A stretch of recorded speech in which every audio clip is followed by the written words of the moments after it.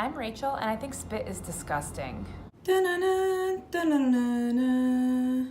Every day this October, I am watching a classic horror movie from start to finish. Except for the scary parts. Movie number 24, The Fly by David Cronenberg.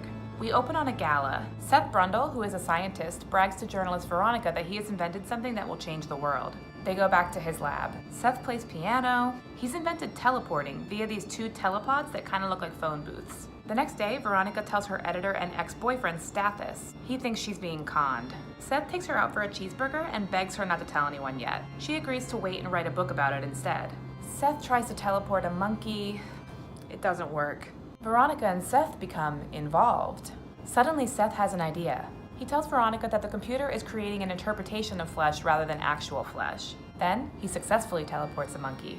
Stathis is jealous and threatens to expose Seth's invention. She convinces him to hold off for now. While she's gone, Seth gets drunk, talks to the monkey, and decides to teleport himself. A single fly gets into the telepod with him. He doesn't notice. It seems to go well. He does have some scratches and coarse hairs on his back. The next morning, Veronica wakes up to find Seth doing gymnastics. Seth thinks teleportation purified him, but things are off. He puts 10 scoops of sugar in his coffee. He talks a mile a minute. He's kind of growing violent. His skin looks weird. Veronica suggests that maybe something went wrong with the teleportation, and Seth flips out. He tries to teleport some random girl from a bar, but Veronica stops him. She says, "Be afraid. Be very afraid." That's from this movie. Seth kicks Veronica out. Then, I took a lovely break to refill my water. Seth realizes that the computer accidentally fused him with a fly. Weeks later, Seth calls Veronica. He looks like a monster. Veronica goes to Stathis for advice, but unsurprisingly, he doesn't have any. When Veronica returns, Seth is climbing on the ceiling. He's now excited to become the first ever Brundle fly.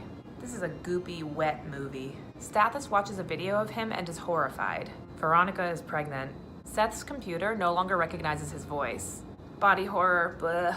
Veronica asks Stathis to help her get an abortion. Seth overhears. He kidnaps Veronica and begs her to keep the baby. Meanwhile, Stathis goes to the lab to save Veronica. Stathis kind of turns out to be a hero, and it's weird.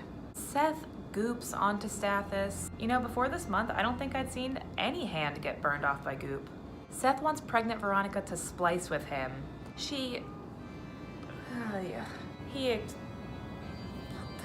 He's so nasty. They're in separate telepods.